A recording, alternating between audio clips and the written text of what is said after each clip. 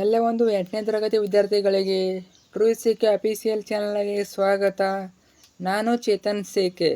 ಇವತ್ತಿನ ವಿಡಿಯೋದಲ್ಲಿ 8ನೇ ತರಗತಿ FA1 ಎಕ್ಸಾಮ್ಗೆ ಗಣಿತ ವಿಷಯದ ಒಂದು ಕ್ವಶನ್ ಪೇಪರು ಉತ್ತರ ಸಹಿತ ನೋಡೋಣ. ಈ ಒಂದು ಕ್ವಶನ್ ಪೇಪರು ವೆರಿ ಇಂಪಾರ್ಟೆಂಟು ನಿಮ್ಮ FA1 ಎಕ್ಸಾಮ್ಗೆ. ಯಾಕೆ ಅಂದರೆ ಇಲ್ಲಿ ಯಾವ ರೀತಿಯಾಗಿ ಪ್ಯಾಟರ್ನ್ ಕೊಟ್ಟಿದ್ದಾರೆ, ಇದೇ ಪ್ಯಾಟರ್ನಲ್ಲಿ ನಿಮ್ಮ ಒಂದು FA1 ಎಕ್ಸಾಮ್ನ ಗಣಿತ ವಿಷಯದ ಕ್ವಶನ್ ಪೇಪರ್ ಇರ್ತದೆ. ಅಷ್ಟೇ ಮಾತ್ರವಲ್ಲ, ಇಲ್ಲಿರೋ ತುಂಬ ಪ್ರಶ್ನೆಗಳು ನಿಮ್ಮ ಎಕ್ಸಾಮ್ಗೆ ರಿಪೀಟ್ ಆಗ್ಬೋದು. ರಿಪೀಟ್ ಆಗಿಲ್ಲ ಅಂದರೂ ಕೂಡ ಇದೇ ರೀತಿ ಕ್ವಶನ್ಗಳು ನಿಮ್ಮ ಎಕ್ಸಾಮಿಗೆ ಬರ್ತವೆ. ಚೆನ್ನಾಗಿ ಓದ್ಕೊಂಡೋಗಿ, ನಿಮ್ಮ ಎಕ್ಸಾಮ್ಗೆ ತುಂಬಾ ಹೆಲ್ಪ್ಫುಲ್ಲು ಈ ಒಂದು ಕ್ವಶನ್ ಪೇಪರು. ಕೊನೆವರೆಗೆ ನೋಡಿ, ಸಂಪೂರ್ಣ ಕ್ವಶನ್ ಪೇಪರ್ನ ಕೊಡ್ತೀನಿ. ಓಕೆನಾ? ಬನ್ನಿ ಇವತ್ತಿನ ಈ ಒಂದು ವಿಡಿಯೋನ ಶುರು ಮಾಡೋಣ. ಅದಕ್ಕಿಂತ ಮುಂಚೆ ಇನ್ನೂ ಕೂಡ ಚಾನಲ್ನ ಸಬ್ಸ್ಕ್ರೈಬ್ ಮಾಡ್ಕೊಂಡಿಲ್ಲ, ಪ್ರತಿಯೊಬ್ಬರು ಕೂಡ ಸಬ್ಸ್ಕ್ರೈಬ್ ಮಾಡ್ಕೊಳ್ಳಿ.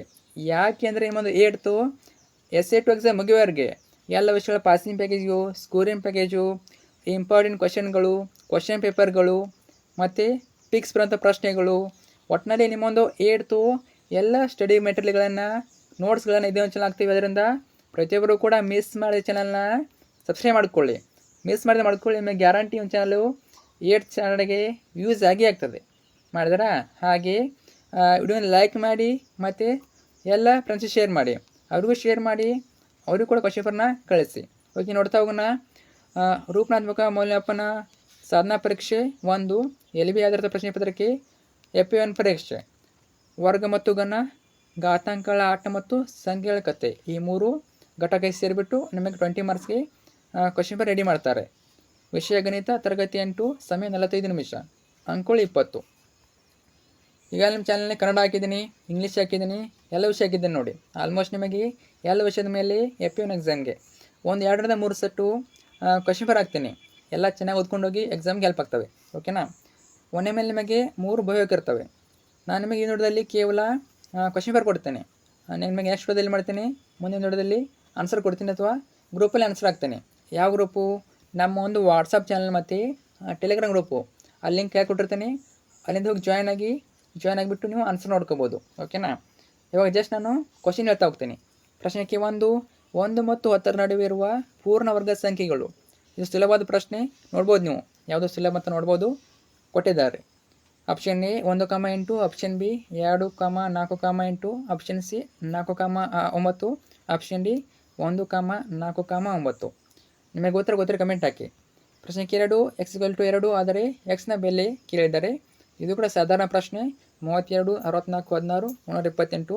ನಿಮಗೆ ಯಾರಿಗೆಲ್ಲ ಉತ್ತರ ಗೊತ್ತಿದೆ ಕಮೆಂಟ್ ಹಾಕಿ, ಕ್ವಶನ್ ಮಾರ್ಕ್ ಹಾಕಿ ಮತ್ತು ಆಪ್ಷನ್ನ ಕಮೆಂಟ್ ಹಾಕಿ. ಇನ್ನು 3ನೇದು, ಶೂನ್ಯಕ್ಕೆ ಅಂಕಗಣಿತದ ನಿಯಮಗಳನ್ನು ಕ್ರೋಢೀಕರಿಸಿ ಭಾರತೀಯ ಗಣಿತಜ್ಞ ಕೇಳಿದರೆ. Aryabhata, Brahmagupta, Fibonacci, Laplace. ಇನ್ನು 2ನೇ ಮೇನು, ಈ ಕೆಳಗಿನ ಪ್ರಶ್ನೆಗಳು ಉತ್ತರಿಸಿ. 1 ಅಂಕದ 3 ಪ್ರಶ್ನೆ, ಟೋಟಲಾಗಿ 3 ಅಂಕ, 3 ಪ್ರಶ್ನೆ, ಪ್ರತಿ ಪ್ರಶ್ನೆಗೆ 1 ಅಂಕ. ಪ್ರಶ್ನೆ 4 25, ಇದನ್ನು ಕ್ರಮಾನುಗತ ಬೆಸ ಸಂಖ್ಯೆಗಳ ಮೊತ್ತವನ್ನಾಗಿ ವ್ಯಕ್ತಪಡಿಸಿ. ಇದು ಕೂಡ ಸಾಧಾರಣ ಪ್ರಶ್ನೆ, ನೋಡ್ಕೊಳ್ಳಿ. ಇನ್ನು 5ನೇದು, 2 ಬೆಲೆಯನ್ನು ಕಂಡುಹಿಡಿಯಿರಿ. ನೋಡಿ ಏನಾಗ್ಬೋದು, ಇದು ಕೂಡ ಸುಲಭ ಪ್ರಶ್ನೆ. ಇನ್ನು ಪ್ರಶ್ನೆ 6 3/2 ರೋಮನ್ ಸಂಖ್ಯಾ ಪದ್ಧತಿಯಲ್ಲಿ ಬರೆಯಿರಿ. ಸಾಧಾರಣ ಪ್ರಶ್ನೆ.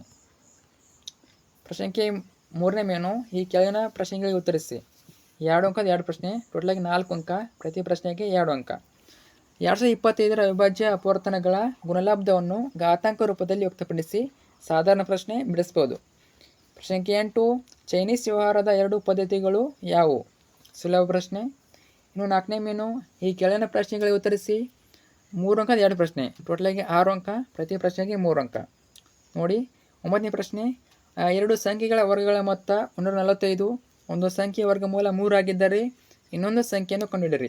ಇದು ಸ್ವಲ್ಪ ಕಠಿಣ ಪ್ರಶ್ನೆ, ಅಷ್ಟೊಂದು ಕಠಿಣ ಅಲ್ಲ, ಮೀಡಿಯಮ್ ಇರ್ತದೆ. ಅರ್ಥ ಆಯ್ತಾ? ಆದರೆ ನೀವು ಚೆನ್ನಾಗಿ ಪ್ರಾಕ್ಟೀಸ್ ಮಾಡ್ಕೊಂಡು ಹೋದರೆ, ಅಭ್ಯಾಸ ಮಾಡಿದರೆ ಮಾತ್ರ ಈ ಒಂದು ಕ್ವಶನ್ ಬರ್ತದೆ. ಅದರಿಂದ ಕರೆಕ್ಟಾಗಿ ಅಭ್ಯಾಸ ಮಾಡಿ. ಡೋಂಟ್ ಡೂರಿ. ನಿಮಗೆ ಇನ್ನೂ ಗಣಿತ ವಿಷಯದ ಮೇಲೆ 1-2ರಿಂದ 3 ಸೆಟ್ಟು ಕ್ವಶನ್ ಪೇಪರ್ ಹಾಕ್ತೀನಿ, ಉತ್ತರ ಸಹಿತ ಹಾಕ್ತೀನಿ. ಅಲ್ಲಿ ಚೆನ್ನಾಗಿ ನೋಡ್ಕೊಳ್ಳಿ. ಕ್ವಶನ್ ರಿಪೀಟ್ ಆಗ್ಬೋದು, ರಿಪೀಟ್ ಆಗಿಲ್ಲ ಅಂದರೂ ಕೂಡ ನಿಮಗೆ ಐಡಿಯಾ ಬರ್ತದೆ. ಬೇರೆ ಕ್ವಶನ್ ಕೇಳಿದ್ರು ಕೂಡ ಬಿಡಿಸ್ಬೋದು. ಅದರಿಂದ ಚೆನ್ನಾಗಿ ಕ್ವಶನ್ ಪೇಪರ್ ಪ್ರಾಕ್ಟೀಸ್ ಮಾಡಿ. ಓಕೆನಾ? ಸಾಧ್ಯದಷ್ಟು ನಾನು ನಿಮಗೆ ಆನ್ಸರ್ನ ಕೊಡ್ತೀನಿ. ಜಸ್ಟು ಈ ಒಂದು ಆನ್ಸರ್ ಕೊಟ್ಟಿಲ್ಲ ಅಷ್ಟೇ. ಅಥವಾ ಗ್ರೂಪಲ್ಲಿ ಹಾಕಿರ್ತೀನಿ, ನೋಡ್ಕೊಳ್ಳಿ. ಆನ್ಸರ್ ಬೇಕು ಅನ್ನೋರು ಗ್ರೂಪಲ್ಲಿ ನೋಡ್ಕೊಳ್ಳಿ, ಅಲ್ಲಿ ಹಾಕಿರ್ತೀನಿ. ಹಾಕಿಲ್ಲ ಅಂದರೂ ಕೂಡ ನಿಮಗೆ ಮುಂದಿನ ವಿಡಿಯೋದಲ್ಲಿ ಕ್ವಶನ್ ಪೇಪರ್ನ ಕೊಡ್ತೀನಿ, ಉತ್ತರ ಸಹಿತ ಕೊಡ್ತೀನಿ. ಇನ್ನು 10ನೇದು ಇದೇನಾಗ್ಬೋದು ನೋಡಿ, 125 ಆದರೆ ಎಕ್ಸ್ನ ಬೆಲೆ ಕಂಡುಹಿಡಿಯಿರಿ. ಎಕ್ಸ್ನ ಬೆಲೆ ಕೇಳಿದರೆ ಈ ಒಂದು ಕ್ವಶನ್ ಸಾಧಾರಣ ಪ್ರಶ್ನೆ ಕೇಳ್ಬೋದು.